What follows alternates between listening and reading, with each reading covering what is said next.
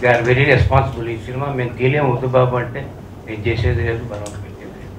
ఇందాక ఎవరో చెప్పారు, ఎవరన్నా వస్తే సినిమా తీస్తామంటే వద్దంటాడు, ఈయన వద్దునైనా తీయొద్దని చెప్తాడు. ఎందుకు చెప్తాడంటే ఈ విషయంలో డివి నరసరాజు గారి దగ్గర కూడా చివాట్లు తిన్నాను. ఈకే మాయలో నువ్వు ఎందుకు చెప్తావు, వాడు అన్ని ప్రిపేర్ అయ్యే కదా వస్తాడు, వాడు రాగానే అపశకున మాటలు మాట్లాడతావేంటి, వాడి కర్మ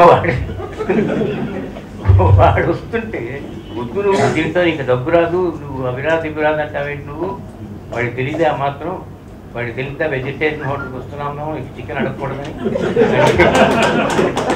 వాడికి తెలిసి వస్తున్నాడు. కానీ ఎందుకంటే మా సబ్జెక్ట్స్ అన్నీ కూడా ఓవర్ ది టేబుల్ ఏం కనిపిస్తుంది, ఏం తెలియదు అసలు ఎట్లా ఉంటుందో. సిరివెంద్ర కథ చెప్తా అనుకోండి, ఎవరు కూడా దగ్గర. అట్లాగే సిరిసిరి మూవ్ కూడా జరిగింది అలాగే. అందుకని వాళ్ళందరికీ కూడా నాకు దగ్గర తెలియపరుచుకుంటున్నాను. ఒకసారి టీవీఎస్ రాజు గారి దగ్గరికి వెళ్ళి వరుసగా 3 సినిమాలు మీకు నేను డబ్బు తెచ్చి రాని సినిమాలు తీసి పెట్టానంటే నేను నెక్స్ట్ టైం చేయలేము వద్దంటే ఆయన ఒక మాట అన్నారు, నాకు కూడా తినే అదృష్టం ఉండాలి కదా, మీరు ఒక్కరు ఏం చేయగలరు, ఇవాళ నేను కొత్త వాళ్ళతోనే అడ్జస్ట్ కాలేను, మనం కంటిన్యూ చేద్దాం ఇలాగే. అలాంటి నిర్మాతలు ఉన్నారు.